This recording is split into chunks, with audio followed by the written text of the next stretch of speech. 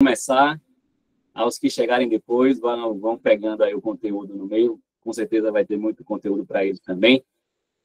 Primeiro, para aqueles que já me acompanham aí, devem ter tomado um susto, não é outro Luciano, estou sem a barba agora, né? Então, deu uma rejuvenescida, uns 10 anos aí, mas não é outro advogado. Por mais que na divulgação esteja um aqui sem a barba, mas o conteúdo é o mesmo, tá bom, gente? Vamos lá, vamos tocar o barco. Inicialmente, antes de falar propriamente do canal de denúncias, vamos falar um pouquinho, e até mesmo se quiserem compartilhar o status, né, do momento aí da empresa de vocês. O canal de denúncias, isolado, ele não tem como funcionar, né? Porque o canal de denúncias, o nome próprio já diz, ele está denunciando algo, ele está registrando alguma infração, ele está querendo apontar para o empreendedor, para a alta gestão, algo que está fora dos regulamentos, que está fora ali das premissas empresariais, né? Então, para isso, mesmo existindo toda uma legislação trabalhista, é importante que a empresa ela tenha um arcabouço normativo, ou seja, tenha seus regulamentos, tenha suas políticas internas, né, tenha o seu código de conduta, através do qual vai lá disciplinar quais são os princípios e valores éticos da empresa, quais são os comportamentos que são esperados dos seus colaboradores, né? Porque são esses regramentos que vão nortear, ou pelo menos devem nortear, as condutas dos colaboradores. E aí sim, sendo essas condutas consideradas faltas, cabe o canal de denúncia para fazer esse registro, esse apontamento, né? Essa diretriz para correção, né? Então, é muito importante voltar um passo anterior a que a empresa tenha o pensamento de que, poxa, hoje, atualmente, eu ainda não tenho formalmente uma política interna, ou eu não tenho um código de conduta. Não precisa ser um documento perfeito, inacabado, supermoderno, mas pelo menos deve traduzir ali os ideais da empresa, a visão, a missão, os valores, qual o tipo de comportamento que a empresa deseja que seus colaboradores tenham, né, que sigam, né, quais comportamentos ela vedaria de forma absoluta, ou seja, cada empresa vai ter um tipo de direcionamento, tem empresas que não permite nenhum tipo de recebimento de brindes, a gente está chegando no final do ano, fica bem propício falar sobre isso. Então, no final do ano, aqueles brindes que normalmente fornecedores, clientes, parceiros fornecem ali para alguns colaboradores. Tem empresas que, por política de anticorrupção e compliance, não permite nenhum tipo de... Pode ser uma caneta mais barata do mercado, mas o código de conduta veda. Outros já trabalham em cima dos relacionamentos, como deve se dar o relacionamento com o poder público. Então, cada empresa ela tem o seu diretriz, o seu norte, e precisa isso estar formalizado, porque quando você deixa verbalmente exposto, acaba que no dia a dia, no momento de aplicar essas regras, um grau de subjetivismo toma conta demais. Então, quando você está lá com as regras expostas e transparentes, você torna as rotinas, né, as situações do dia a dia muito mais objetivas, principalmente aquelas questões que geram um maior conflito no ambiente de trabalho, né, uma penalidade, né, a aplicação de alguma regra que gera um descontentamento no colaborador.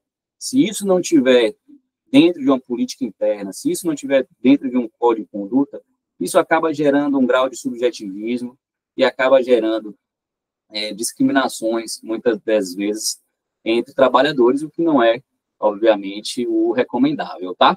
Então, esse aí são alguns dos principais mecanismos que a gente chama de compliance trabalhista, né? Então, as políticas internas, que são diversas, né? Desde a admissão, penalidades, pode ser, inclusive, distribuição de lucros. Então, também depende muito do perfil da empresa e quais tipos de regras elas querem deixar ainda mais claras, mais evidentes, né? E aí, cada regrinha dessa pode ser disciplinada numa política. Utilização de WhatsApp, utilização dos e-mails corporativos, tudo isso pode traduzir, pode ser formalizado numa política que deixe ainda mais clara as regras para os colaboradores. O Código de Conduta, né, que é um documento farol aí em relação ao que a empresa vai disciplinar sobre os valores e princípios que defende que seus colaboradores sigam no ambiente de trabalho, né, e através desse Código de Conduta é que a gente faz a estruturação, inclusive do próprio comitê de ética, né, que é quem vai apreciar essas denúncias e essas irregularidades, ou até mesmo gerar algum tipo de interpretação das regras. E, independente do porte, quando eu falo comitê, obviamente isso vai depender muito do porte da empresa. Pode ser um comitê com uma quantidade grande de pessoas, pode ser um comitê que está ali justamente 1 ou 2 pessoas só para disciplinar aquelas situações mais habituais do dia a dia da empresa, tá? E aí, só um detalhe para finalizar essa parte, é importante que o canal de denúncia ela tenha uma sinergia muito grande, inclusive, com as auditorias, né, trabalhistas, seja ela interna, sejam as externas, porque o canal de denúncia ela pode, inclusive, nortear o trabalho dos auditores, né? Às vezes, por mais pormenorizado que o trabalho de um auditor seja, ele pode passar por situações ou por questões ali da empresa que, no momento em que ele audita, pode passar desapercebido. Mas tendo um canal de denúncia formalizado e ali tendo registros de fatos por colaboradores, a depender da gravidade e do impacto que isso gera para a empresa, o auditor pode direcionar os seus esforços de acordo com essas denúncias, né? Então, vai lá informando, tem uma série de protocolos informando que existe uma recorrência de atos assediosos, né, de assédio. O auditor, certamente, ele não vai fechar os olhos para esse tipo de indicativo e já vai somar forças para auditar, para fazer com que essa participação seja mais efetiva para investigar esses pontos que o canal de denúncia estão ali mostrando, tá?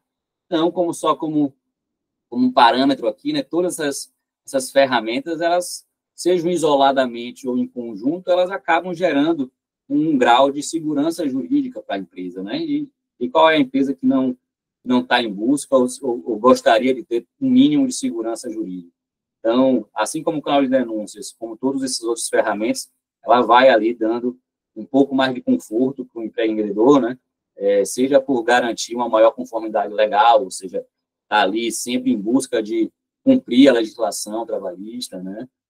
Consequentemente, gerar um ambiente de trabalho mais ético, mais seguro, né? E todas essas consequências aí expostas que vocês já devem ter lido, né? E, obviamente, no final, como um arremate, uma mitigação dos riscos, né? E uma prevenção de passivos trabalhistas, tá bom? Sejam bem-vindos. Isis, tudo bem? Prazer tê-la aqui com a gente. Vamos lá. Qualquer dúvida, é só falar. Então, o canal de denúncias. O canal de denúncias, como já antecipei, é uma ferramenta estratégica, né? Seja para o empreendedor verificar o ambiente, em termos de comportamento, se o seu código de conduta está sendo bem fixado pelos colaboradores, né? É o canal de denúncias que faz com que o colaborador, quando se sente seguro para isso, a gente vai abordar um pouco mais na frente, é através do canal de denúncias que o colaborador ele vai reportar a alta gestão situações que ele entende, né? Entende ser alguma situação de risco, de infração, né? Uma irregularidade, algum comportamento que vá de encontro às regras da empresa, né? E aí, obviamente, a depender da escolha do planejamento da empresa, esse canal ele pode ser formatado das mais variadas formas. Tem empresas que formatam até o seu próprio aplicativo, tem empresas que terceirizam esse canal de denúncia, tem empresas enormes que fazem esse tipo de gestão no mercado, né, e disponibilizam site, disponibilizam aplicativos, linhas telefônicas, inclusive, 0800 para um contato humano, né? Então, isso aí faz parte de uma estratégia, como a gente vai ver, Mas o fato é que o canal de denúncias é mais uma ferramenta do compliance que justamente gera uma transparência, gera a possibilidade de um colaborador reportar alguma situação que ele entenda ser infracional, uma situação que vai de encontro às regras, tanto legais quanto às regras organizacionais, né? Seja em relação a si, né, está sofrendo algum tipo de abuso ou de discriminação, ou mesmo apontar algo que ele está percebendo no ambiente de trabalho, com um colega ou até mesmo com os fluxos de trabalho, né, com as rotinas da empresa no dia a dia. Então, só para já deixar logo claro aqui, uma das perguntas que eu recebi no momento da inscrição era se esse canal de denúncia seria obrigatório, né, para todas as empresas. Então, a resposta é não, não é obrigatório para todas as empresas, mas é quase para todas as empresas, né? Com cada vez mais ganhando força a política ESG, né? O pilar de governança, ele fez com que muitas empresas começassem a organizar internamente esse tipo de mecanismo, né? Tanto estruturando, revisitando seus códigos de conduta, criando seus comitês de ética e, por final, reestruturando ou mesmo criando do zero o canal de denúncia, né? Mas aí, no ano de 2022, né, a lei que instituiu o programa Emprega Mais Mulheres, a lei número 14.457, entrou em vigência em 2023, ela acabou disciplinando algo muito relevante, né? Porque justamente para empresas que contam com a CIPA acabou absorvendo algumas novas responsabilidades, e dentre essas, justamente a fixação, né? Essas empresas precisam organizar procedimentos de recebimento e acompanhamento de denúncias, ou seja, canais de denúncia.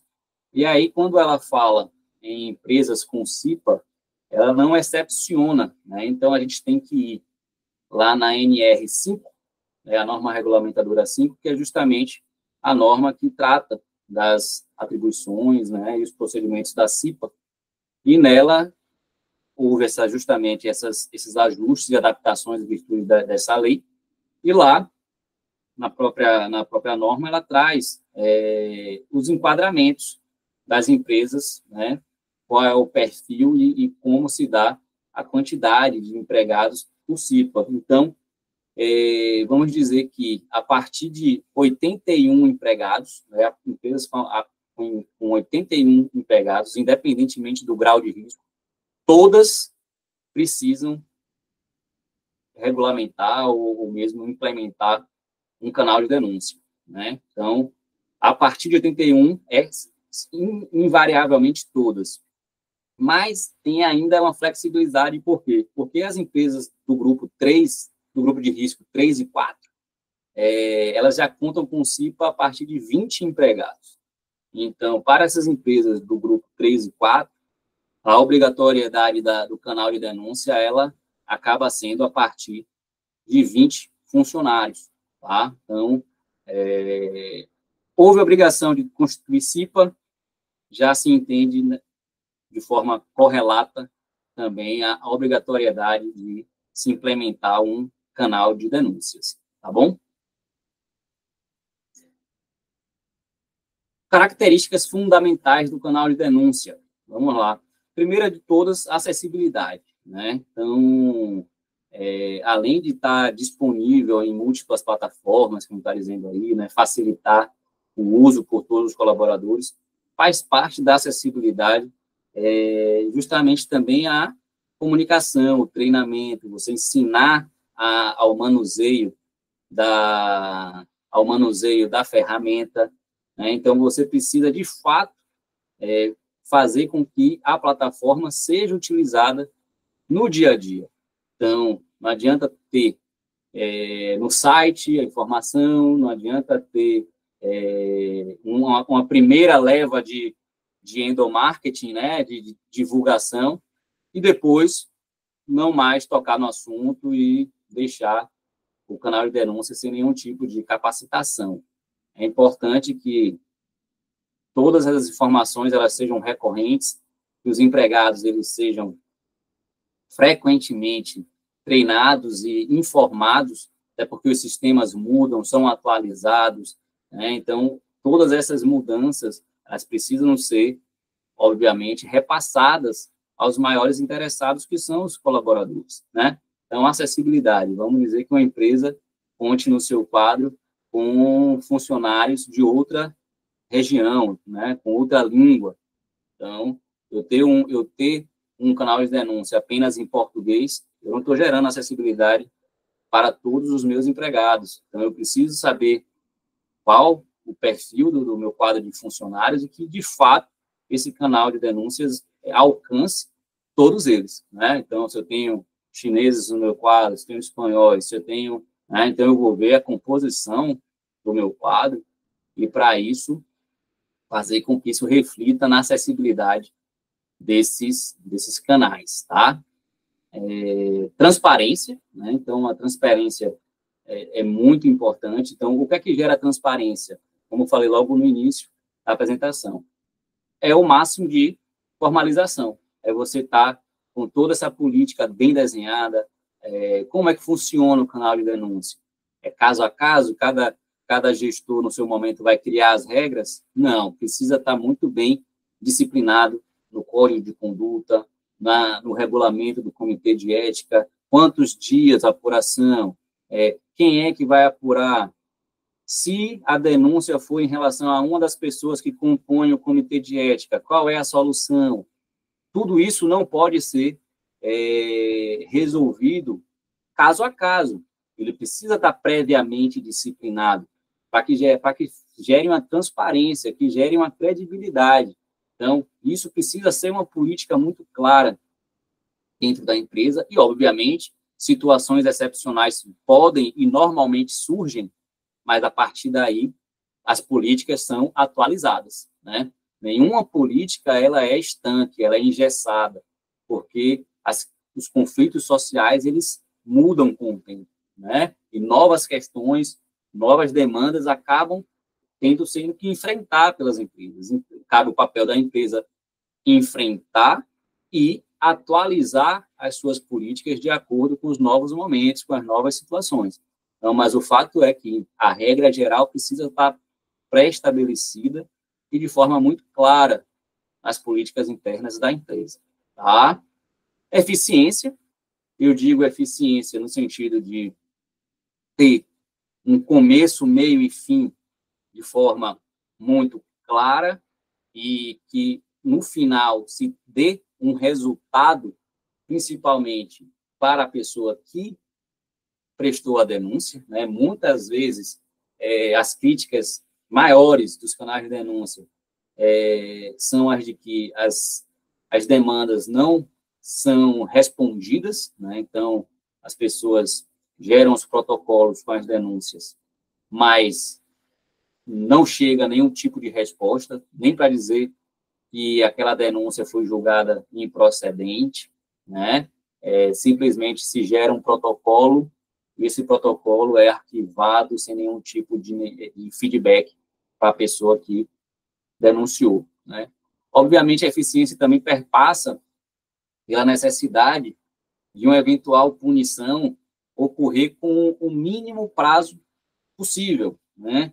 Quem já teve problemas aí na justiça do trabalho sabe que uma das questões é a imediatidade, ou seja, toda punição, toda penalidade, ela precisa ser aplicada pelo empregador de imediato, né? Ou seja, com um prazo mais célere possível. Então, se essa denúncia for apurada fora de um prazo razoável, ou seja, sem eficiência, no final, quando provavelmente essa penalidade for discutida judicialmente, a Justiça do Trabalho pode desqualificar essa punição, né, sob o argumento de um suposto perdão tácito, né? Então, a demora na apuração e penalidades acaba gerando, para fins jurídicos, o que se chama de perdão tácito.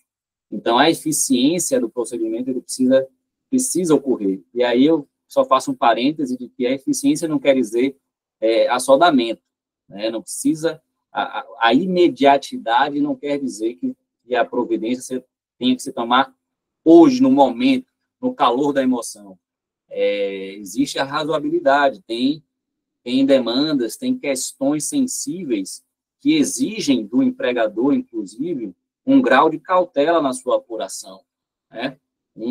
Uma questão envolvendo um assédio sexual, uma questão envolvendo uma fraude contábil complexa, não há como se exigir do empregador uma imediatidade nas penalidades em fins literais, né? Então, a imediatidade aqui é o quê? Demonstrar que, desde o início, de quando soube do fato, o empregador estava tomando providências, nem que seja para instaurar uma sindicância, nem que seja para ouvir testemunhas, solicitação de provas, né? Tudo isso demonstrado documentalmente afasta o argumento de perdão tácito. Eu já tive situações em que tivemos que abrir uma sindicância, né, em virtude de uma situação envolvendo furto de matéria-prima de um dos nossos clientes, e, obviamente, essa sindicância não durou um dia, 2 dias, ela durou praticamente um mês, né? Esse um mês, se a gente não comprovasse, se a gente não tivesse comprovado uma linha no tempo de todos os atos que fizemos para chegar às conclusões, certamente o judiciário entenderia como perdão tácito. Mas a sindicância é um ato formal, né? E aí nós comprovamos desde o documento, desde o ofício, né? Desde o memorando de instauração da sindicância até o último ato, que foi a penalização, né, pela autogestão, a gente demonstrou tudo o que fizemos: colheita de provas, seja documental, testemunhal, recolhimento de circuito interno de segurança, elaboração de pareceres, oitiva dos envolvidos, tudo isso de forma documentada, né? E, obviamente, nesse sentido, a gente afasta o perdão tácito, nós somos eficientes. Tudo foi feito no menor prazo possível, né? A gente não procrastinou algo, né? A gente não deixou de ser eficiente, a gente só precisava de um tempo razoável para analisar situações graves com as melhores práticas possíveis, tá? E, por fim, confidencialidade. Obviamente, claro que ninguém vai... eu acredito aqui, foi até uma pergunta da Isis, né? Se a gente poderia... se era obrigatório ser anônimo, né? Ser confidencial a questão da denúncia. Obviamente, se o colaborador desejar, né, espontaneamente fazer uma denúncia se qualificando, não é a empresa que vai impedi-lo, mas a regra é que o canal de denúncias precisa possibilitar um meio de anonimato, ou seja, ele tem o direito de fazer pela forma confidencial ou de forma exposta, né? Então, e a confidencialidade, muitas das vezes, protege não só o colaborador de retaliações, mas garante a credibilidade do próprio canal de denúncias, né? Porque, a partir daí, outras pessoas, outros colaboradores, até mesmo parceiros, né, stakeholders, possibilitam, né, acreditam na ferramenta e passam a registrar fatos importantes para os gestores, né? Então, tem indicativos de que, quando denunciado no canal de denúncia, fatos, principalmente envolvendo fraudes, acaba que em quase 59% das vezes o impacto ele é infinitamente menor do que quando isso é verificado por auditorias externas, né, em momentos posteriores. Então, você conseguir antecipar informações por meio de canais de denúncia é relevante, mas que, para isso acontecer, a confidencialidade ela é muito importante e muitas das vezes é legalmente obrigatória, né? Olha a setinha para onde está indo aí, a LGPD, né? Então, na grande maioria das vezes, uma denúncia ela acaba envolvendo situações muito graves e, consequentemente, dados sensíveis, né? Seja do próprio do denunciante, não, porque ele pode se valer do anonimato, mas certamente ele tem que apontar o dedo para alguém. Imagine ele apontar o dedo numa situação de assédio sexual ou discriminação por gênero ou raça. Ele está apontando o dedo para alguém e imputando a essa pessoa um crime, né? São dados muito sensíveis. Esses dados precisam ser tratados, como diz a LGPD, de forma muito diferenciada. Ele precisa ter um tratamento muito diferenciado para que não tenha um incidente de dados, que esses dados eles não sejam vazados ou gerem nenhum tipo de constrangimento para o seu titular, tá bom? Deixa eu ver aqui se teve mais alguma dúvida. Eu vi que subiu aqui uma da Maísa. Deixa eu ver. Luciana, como a implementação desse canal de denúncia afeta a cultura organizacional da empresa? Chegaremos lá, mas chegaremos lá. Tem um slide só sobre isso aqui. Principais denúncias, né? Como eu já mencionei, só passar rapidamente. Assédio e discriminação no ambiente de trabalho. E aqui vai ficar ainda maior por conta das atribuições novas recebidas pela CIPA, né? Já que agora, com a lei emprega mais mulheres, deixou de ser CIPA para ser CIPA mais A, ou seja, Comissão Interna de Prevenção de Acidentes e Assédio, né? Então, o foco se tornou muito mais exponencial em relação a esse combate à violência de gênero, né? Então, isso certamente a médio prazo vai refletir no número de denúncias, tá? Fraudes e atos de corrupção, abusos de poder, né? Agressões físicas e também violação de normas de saúde e segurança do trabalho. Vamos aqui para o processo investigativo. Ele se assemelha muito, e é por isso que eu coloquei aqui o QR Code para baixar o nosso e-book sobre justa causa. Ele se assemelha muito ao processo de apuração de falta grave, né? Então, você tem aqui o recebimento, né? O recebimento da denúncia. E aí, o canal ele precisa estar muito bem preparado para isso, tá? A acessibilidade, você tem que ter uma estrutura. Tem muitas empresas, inclusive, que trabalham e disponibilizam esse recebimento de denúncia de forma ininterrupta, ou seja, 24/7, e aí, obviamente, eles fazem um sistema híbrido, né, de acompanhamento por robô e também acompanhamento humanizado, e, ao meu entender, é extremamente importante para esse tipo de ferramenta, né? Muitas vezes já é muito difícil para a vítima reportar esse tipo de situação, e tudo que ela menos quer é ter um diálogo com um robô, com um chatbot, né? Ela quer ser ouvida, ela quer ser acolhida.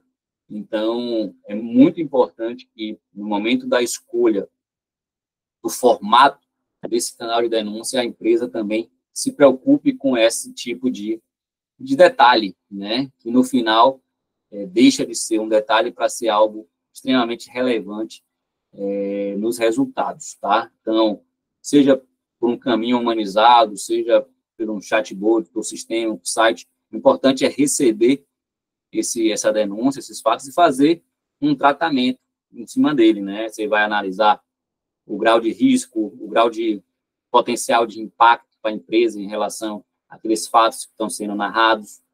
Com base nisso, traça um planejamento que passa desde escolher quem vai fazer quem vai compor ali o grupo de investigação, né? Então, normalmente alguém do RH, com certeza, depende muito da estrutura da empresa. Então, alguém do RH, pode ser do jurídico também, alguém do compliance, caso tenha essa área estruturada na empresa, né? A depender da infração que foi apontada na denúncia, pode ter alguém do financeiro. Então, esse recebimento, esse detalhamento da denúncia é muito importante até mesmo para se definir o comitê de investigação. Então, verifica-se e aí daí, a partir daí vai para o escopo de investigação. Vamos analisar o quê?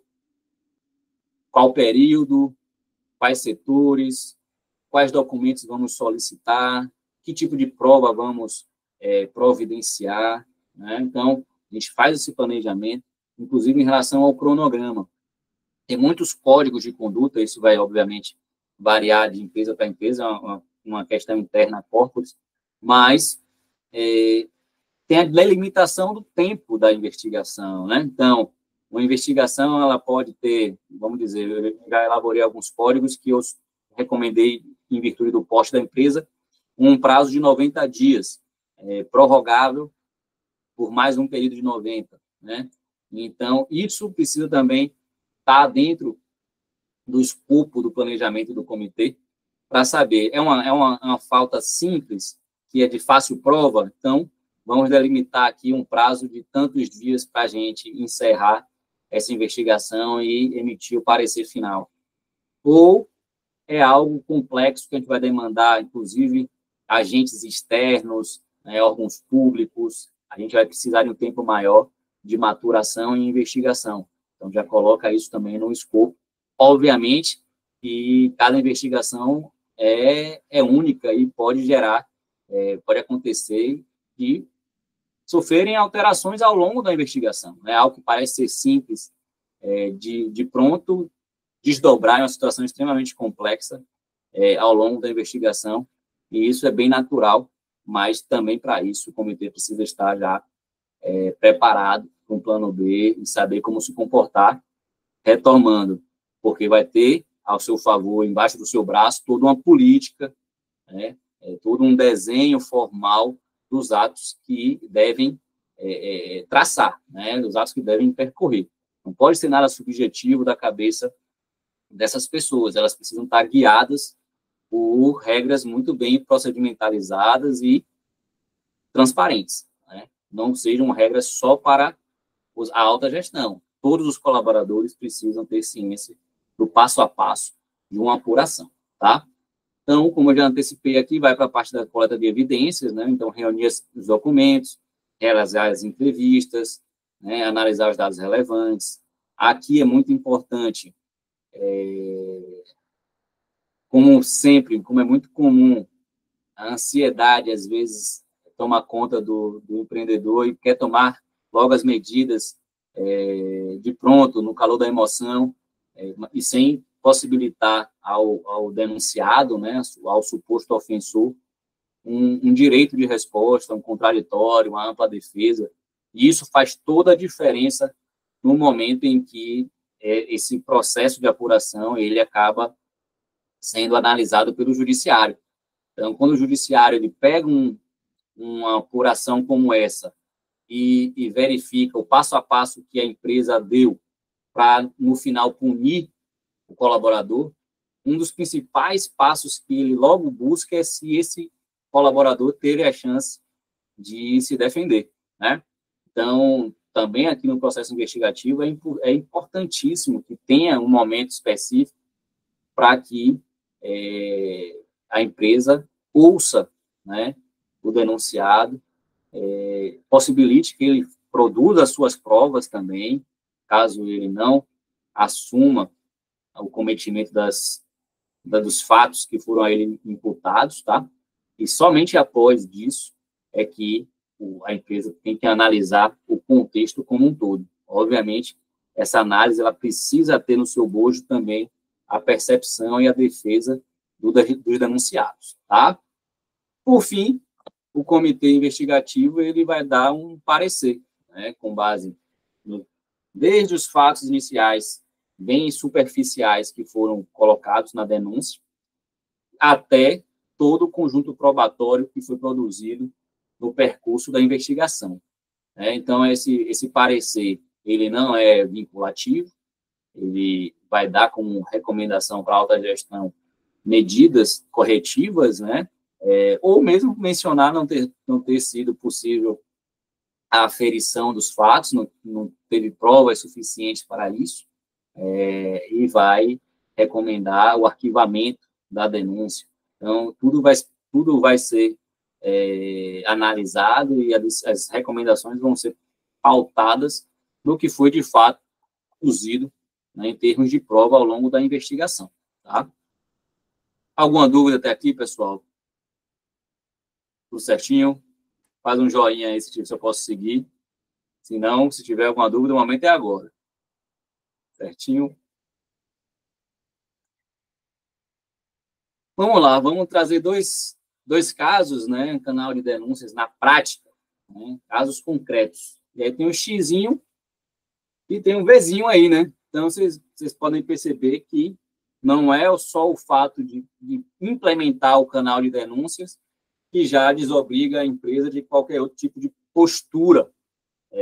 Implementar o canal de denúncias é, sim, um movimento muito relevante, mas a forma de utilizá-lo é que vai definir se ele vai ser um mecanismo salutar, né, um mecanismo que vai trazer vantagens para a gestão da empresa, ou se vai ser um mecanismo que, no final das contas, pode até gerar mais prejuízos, mais problemas para o empreendedor, né? Então, aqui, logo primeiro, eu já menciono um exemplo negativo da utilização do canal de denúncias.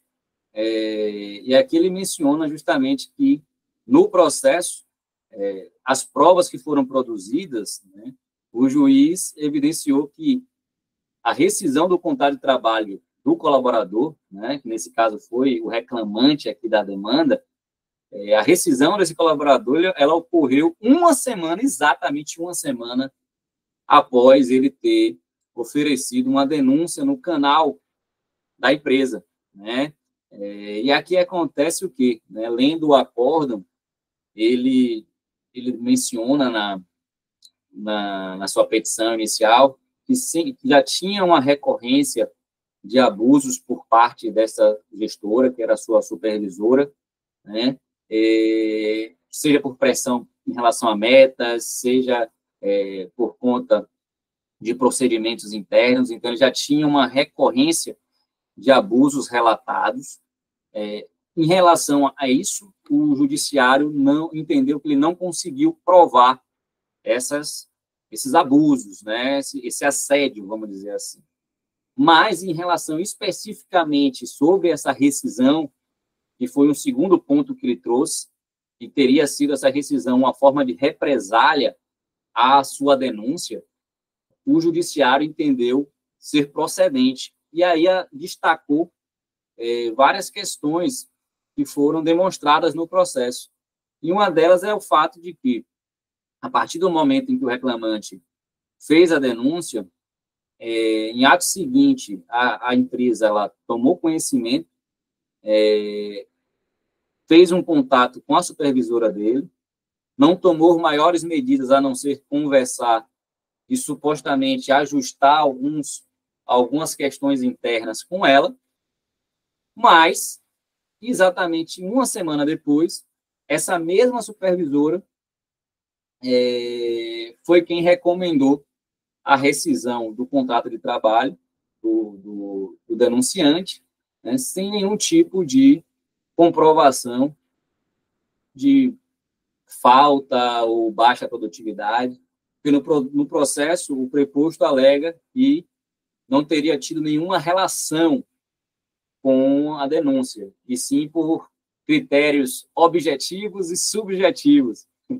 Mas, no processo, eles não comprovam absolutamente nada em relação aos critérios que foram adotados, né? Se foram critérios objetivos, eles tinham a obrigação de comprovar facilmente nos autos. Mas, pelo contrário, somente ele foi desligado dentro de uma equipe de 30 colaboradores que eram supervisionados por essa mesma gestora, e o tempo foi muito curto para não deixar evidenciado a relação entre denúncia e rescisão, né? Então, aqui nesse caso, houve a condenação da empresa nesse sentido, em danos morais, né, foi reconhecido aí a rescisão por represália, tá? Então, o mau uso do canal de denúncia. E aqui cabe até destacar, porque houve até um puxão de orelha do magistrado, porque ele recordou e anotou que, na defesa da empresa, a empresa destaca que esse canal de denúncia era confidencial, e respeitava os princípios éticos, e até a empresa tomava todas as medidas para que fosse um canal com credibilidade e gerasse um ambiente de trabalho seguro e harmônico para os colaboradores. Então, o juiz destaca esse trecho da contestação e, no final, menciona que nada disso restou demonstrado. Pelo contrário, né, o canal de denúncia acabou sendo a arma pela qual a empresa acabou rescindindo o contrato do seu colaborador por ter utilizado, tá? Pronto. Não repitam, não usem. Se é para usar o canal de denúncia, use da melhor forma, né, para que ele não acabe sendo um fator a mais prejudicial na hora da defesa da empresa, tá bom? E, em contrapartida, existem inúmeras formas de utilizar o canal da melhor forma.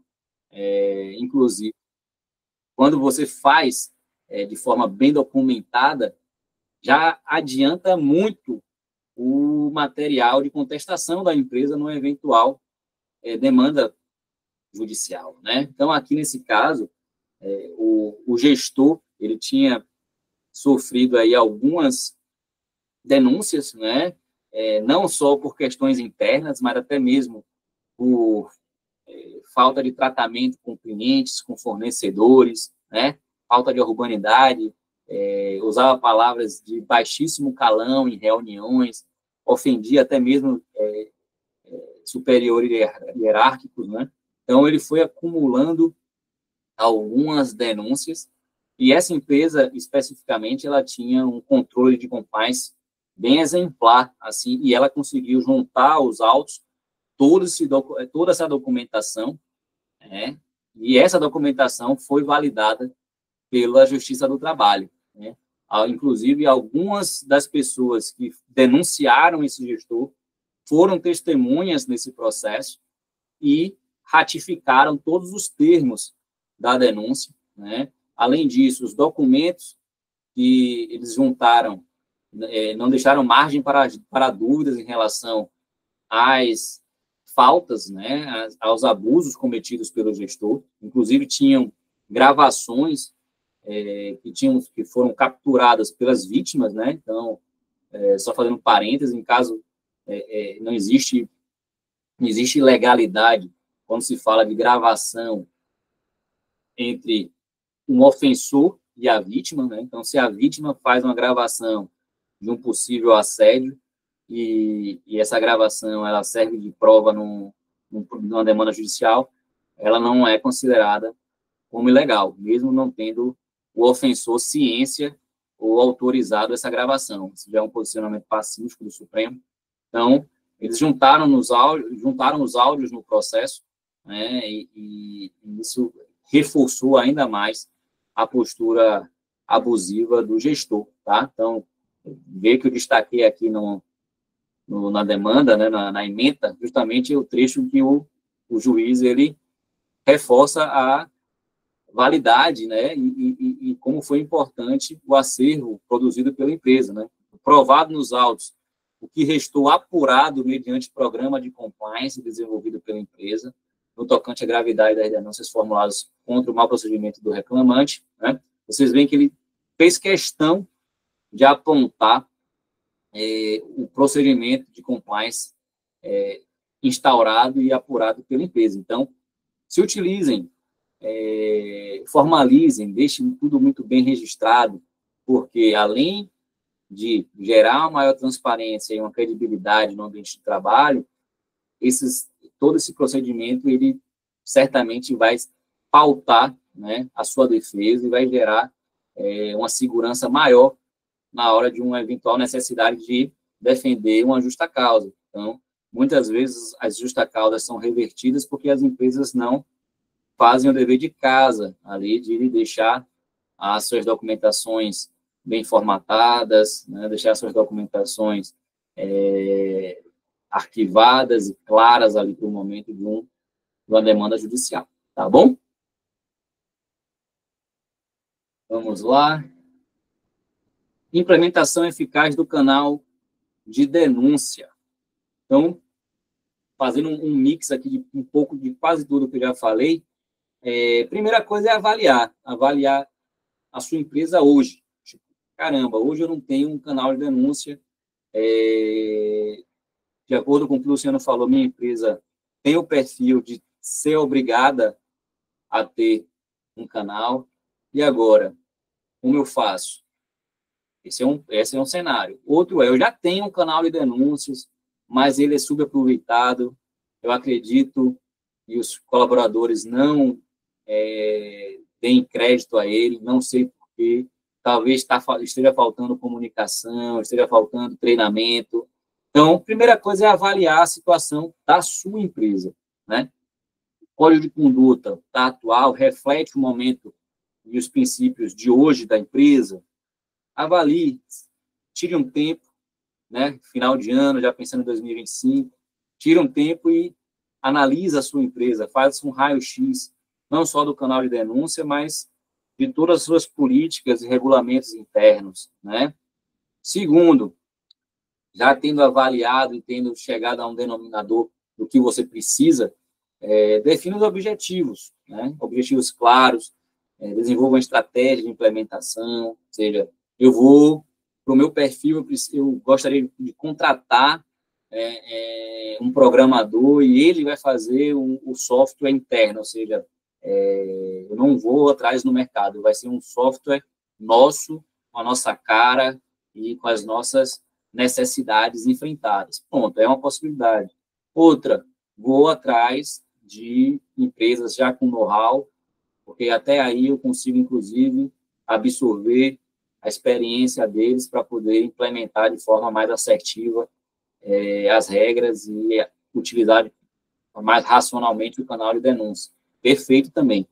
Cada empresa vai estar no seu momento e vai ter a sua percepção em termos de utilização do canal de denúncias. Não existe uma regra única e correta. Vai depender muito das perspectivas e do planejamento que você fizer para a sua empresa. Então, quais são as ferramentas mais adequadas? Então, vai depender do perfil de empregado, quantidade de empregados, quais são os valores da empresa. Tudo isso tem que ser analisado para chegar num denominador em relação às melhores soluções, tá? Feito isso, chegou um denominador, mão na obra. Vamos implementar, colocar em prática o canal, né? E aí, obviamente, para colocar em prática, as pessoas precisam saber, precisam conhecer, precisam saber manusear. Então, muitas dessas empresas que eu mencionei que fazem parte desse mercado de estruturação de canal de denúncias, muitas delas já oferecem, inclusive, kits de endomarketing, né? Ou seja, elas já têm materiais prontos para divulgar, porque no início dessa jornada é muito importante que os colaboradores conheçam a ferramenta, conheçam a estrutura do canal de denúncia, né? Como é que funciona, saber que a sua denúncia, de fato, é confidencial, ninguém vai saber, salvo você queira expor a sua denúncia expressamente. Se a denúncia for para uma pessoa da alta gestão, como é que funciona? Então, são tabus que precisam ser enfrentados e, para isso, muita comunicação e muito treinamento para que, aos poucos, os funcionários ganhem confiança na ferramenta e passem a utilizá-la, tá?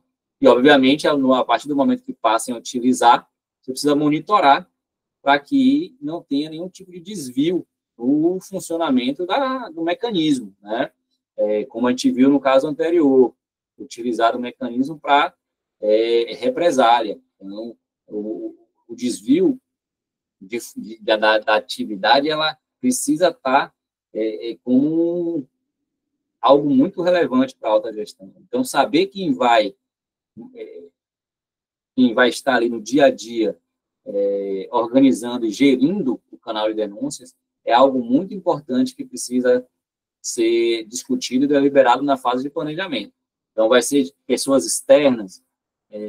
Não, vai ser gente interna, mas para isso precisa garantir uma autonomia, precisa garantir um certo distanciamento para que essas pessoas, mesmo internas, consigam desempenhar as suas atividades, né? Não adianta colocar pessoas que depois não vão conseguir chegar até o resultado final do canal de denúncias, né? Por questões de conflito de interesse, seja por grau de relacionamento com as lideranças. Então, por isso, muitas vezes, a opção mais recorrente é de terceirizar essa parte de canal de denúncia, cabendo apenas, no final, a alta gestão a decidir com base no parecer final produzido por esses especialistas, né? Então, todo o processo de produção de provas fica fora da empresa de forma muito mais autônomo, né? Muito mais independente, restando somente ao final a tomada de decisão com base no que está sendo recomendado, tá?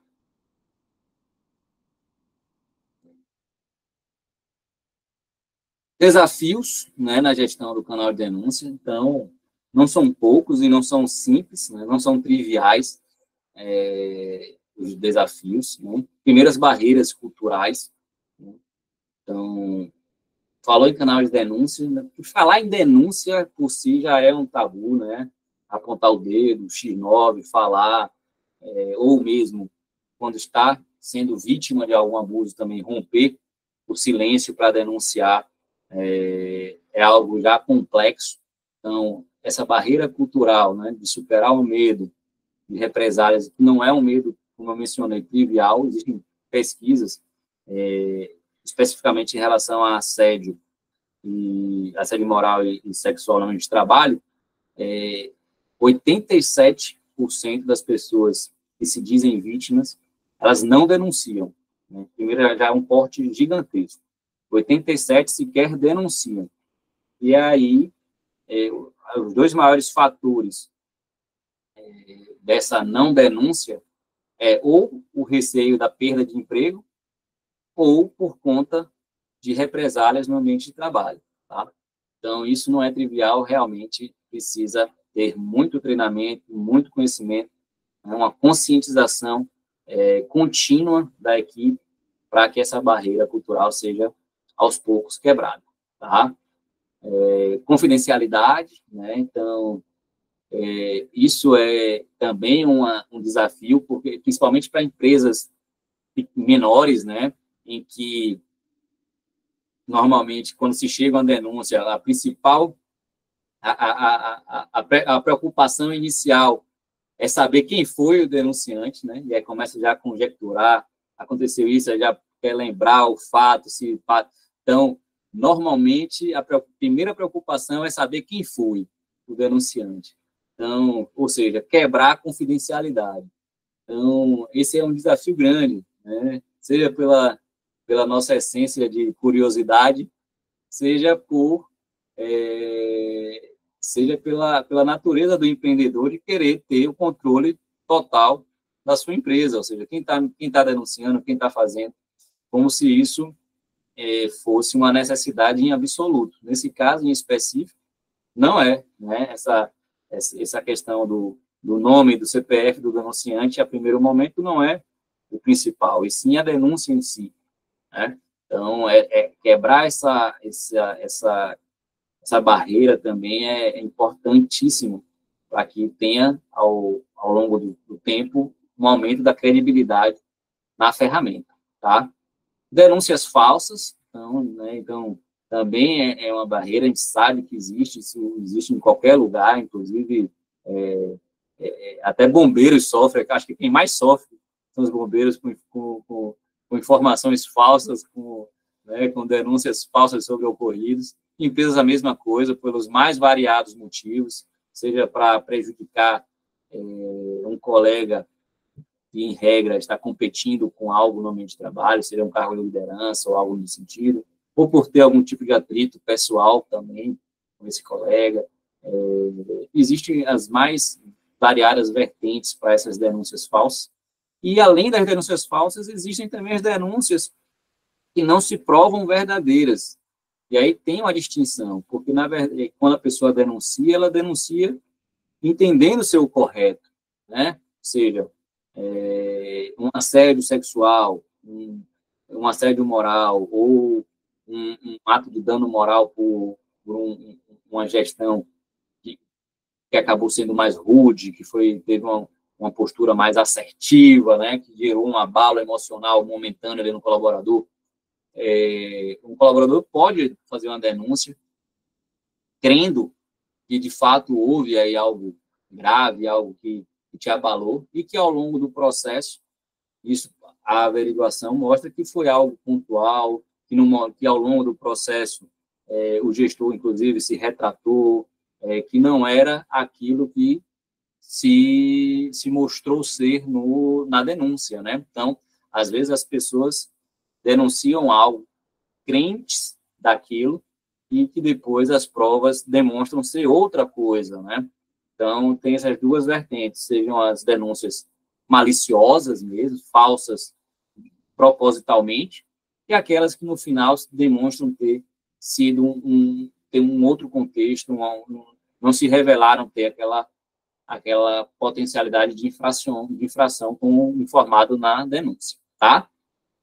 E, por fim, só reforçando aqui a questão da eficiência nas investigações. Então, isso é muito importante e é um tabu, porque aqui, muitas vezes, a eficiência não é nem pela falta de velocidade, é até pelo excesso da velocidade, ou seja, o gestor quer finalizar logo o procedimento sem depurar muito, sem construir provas suficientes e robustas para manter a penalidade. Então, ele já está insatisfeito com a situação, ele já acha que já sabe o suficiente para adotar a penalidade, e com isso já quer encerrar logo o procedimento sem provas mais profundas sobre o que foi investigado. Então, essa eficiência nem sempre ela traduz no menor tempo possível. Às vezes é necessário ter um tempo maior, né, para poder apurar tudo que foi desdobrado com a denúncia, né? Então,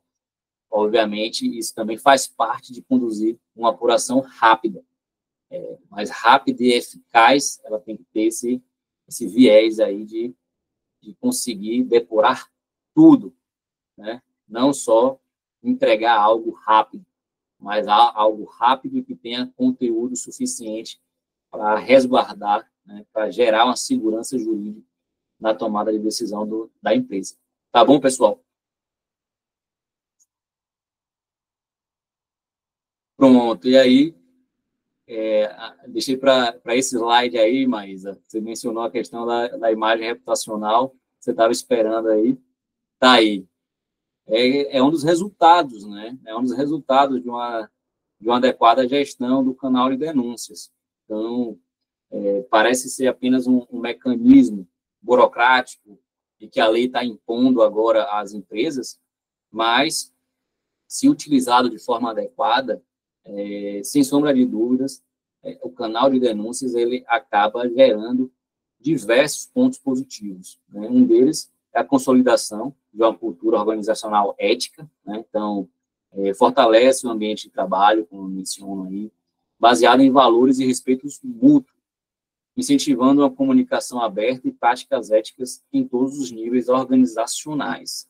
Então, é interessante, e aí uma coisa casa com a outra, em relação à prevenção de passivos trabalhistas, porque com essa cultura organizacional ética consolidada, os colaboradores, independente, como eu menciono aí, né, independente do grau hierárquico, percebem que a empresa tem procedimentos, esses procedimentos são aplicados e que o processo não tem capa, como a gente diz, né? Não depende do nome, do sobrenome de quem está ali sendo denunciado. Ele vai ser apurado e os procedimentos vão ser aplicados de acordo com as regras pré-estabelecidas.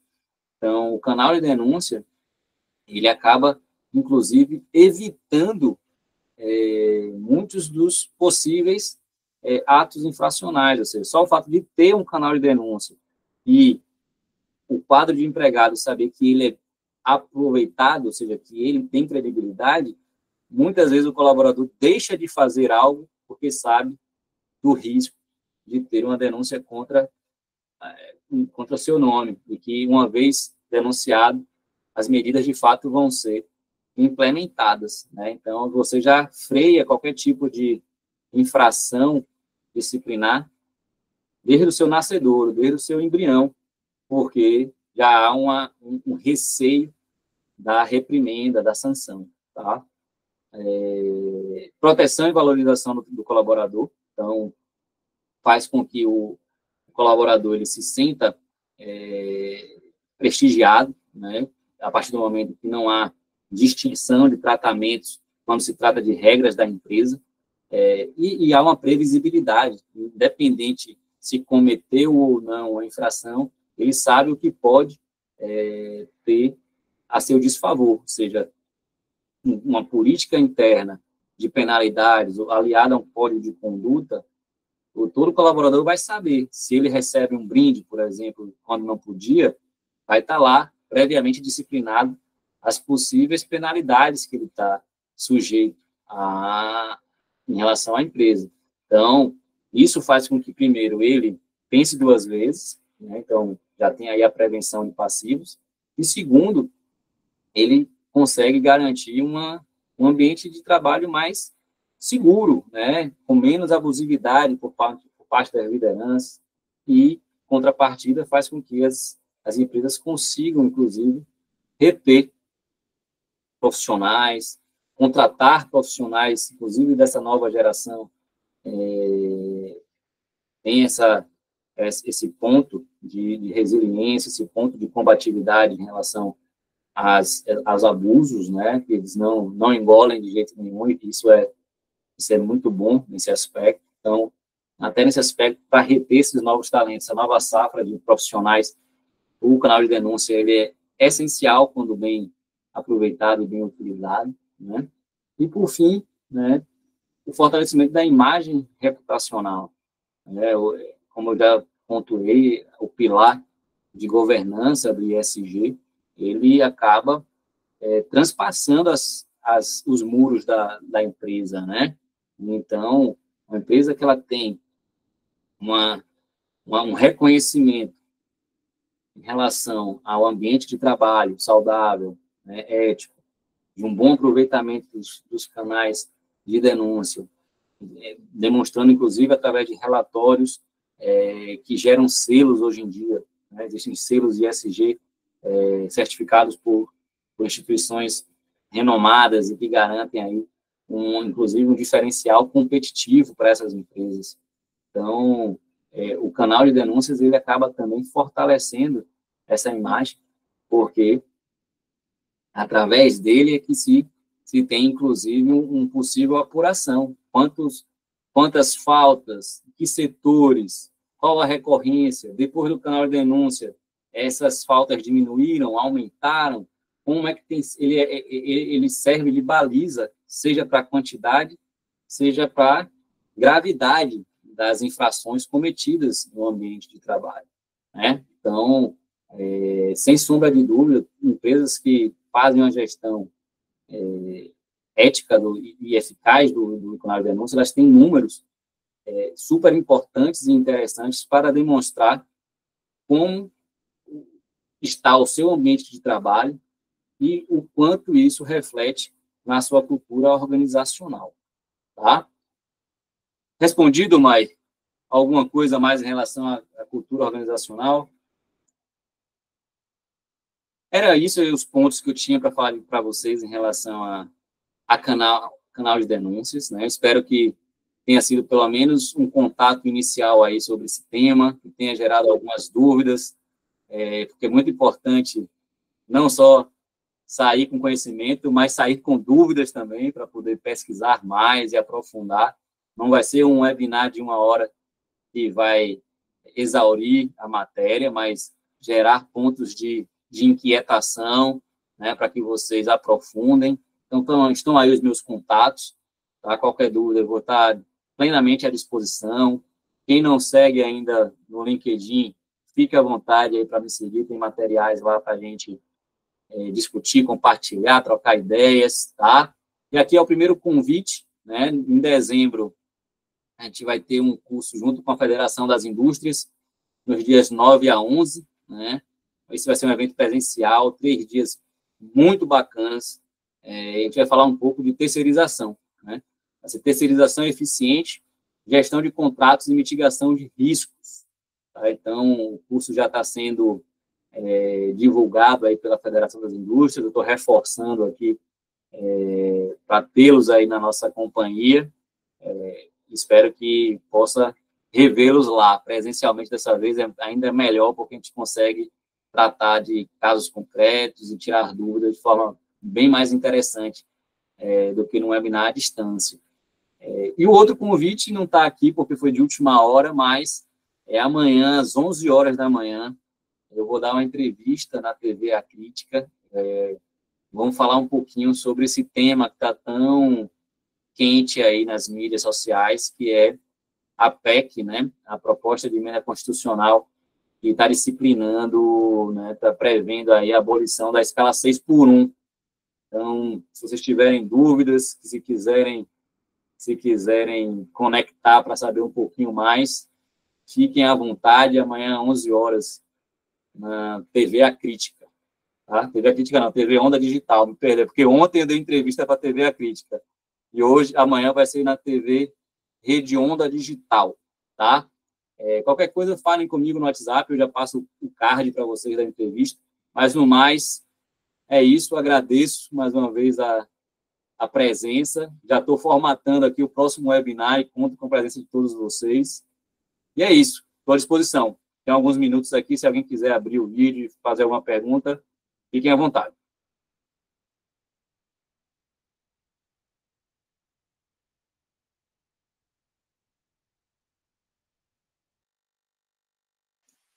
Obrigado, pessoal. Então é isso. De toda forma, os meus contatos estão aí. Se as dúvidas surgirem posteriormente, podem ficar à vontade e vou estar à disposição, como sempre. Tá bom?